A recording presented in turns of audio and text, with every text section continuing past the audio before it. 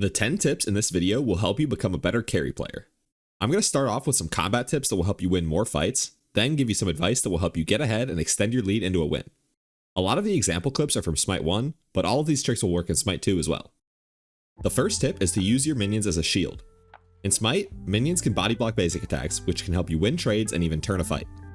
Standing behind or in the middle of a wave makes it hard for the enemy to actually hit you, so if you've got lane pressure, you can use this tactic to poke the enemy or force their wave under the tower. It can even lead to situations where the enemy simply cannot fight back and has to run away because they're just unable to return damage. If the enemy is out clearing you, it's probably a bad idea to trade them because they're going to have the advantage. This is one of the reasons carries with strong wave clear are so good early game, because it's challenging to contest them when they've got 6 little dudes running at you. Next, I want to talk about orb walking. This is when you're autoing at max range while strafing backwards, so the enemy's basic attacks can't hit you, but they're walking into your basics. This works because ranged autos have a larger movement speed penalty than walking backwards, so you can use this trick to fight aggressive players who are W-keying at you, or just to avoid trades entirely since most good carry players won't want to fight you if you're constantly playing like this. Number 3, pre-fire. In Smite, pre-firing is mostly useful when you know an enemy is coming at you around a wall, and it allows you to quickly get off an additional shot. If you don't know which side of the wall they're coming from, you can basic attack back and forth on either side to warm up your aim so that you're ready no matter where they go. Moving on to number 4. If you know you're going to die, you might as well just keep clicking and try to get off as much damage as possible.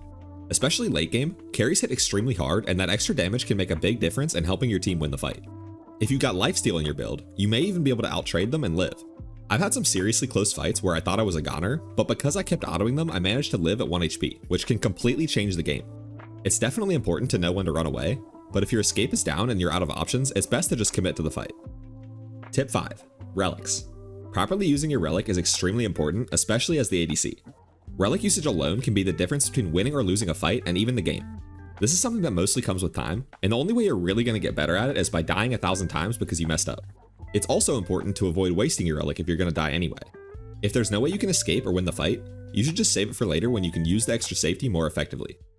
Now we're going to go over some tips that are more focused on playing the map.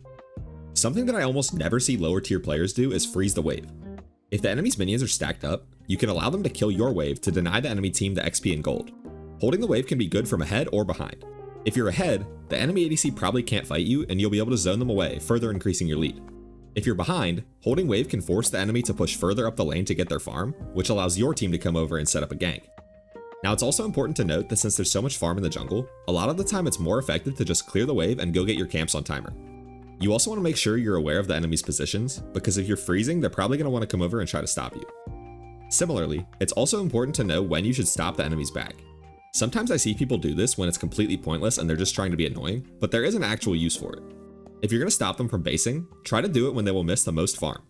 In this example, I stopped his back the first time because the wave wasn't there yet, but then I allowed him to get his back off afterward, which let me pick up both bastions and the gold buff uncontested, while he lost several minions to his tower. Tip 8 has to do with macro. Now when I say macro in this context, I'm talking about when you should farm versus when you should rotate and look for fights. In general, but especially as the ADC, it's important to know when you should just play for yourself and farm the map. Sometimes it's okay to give up a fight or objective so that you can get your items online, and then make rotations when you're on curve with a power spike. Knowing when to rotate is the key here. As the carry, it is pretty much your sole responsibility to be at objectives at the correct time, since your team can't really do it without your help. Macro makes a huge difference in winning the game and is a really broad topic to cover, so let me know if you want to see a full video on it. Number 9 is super simple, but I see so many people mess this up. Hit the structures. Just attack the bird for Pete's sake, okay? Do it for Peter. I'm tired of seeing the tank zone out the entire enemy team, and we can't take the dang objective because our ADC is too focused on getting kills and farming player damage.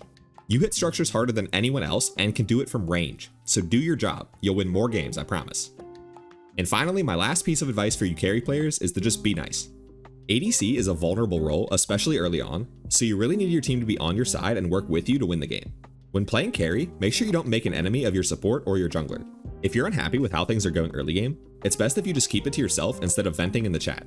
Try to play safe and farm as well as you can, because if you lose lane and start being toxic, then your team's not going to help you when you're being 3-man dove under tower. Seriously, I see so many supports get flamed for a bad laning phase and then just completely give up on the carry. You do not want to get camped without anyone helping you come back.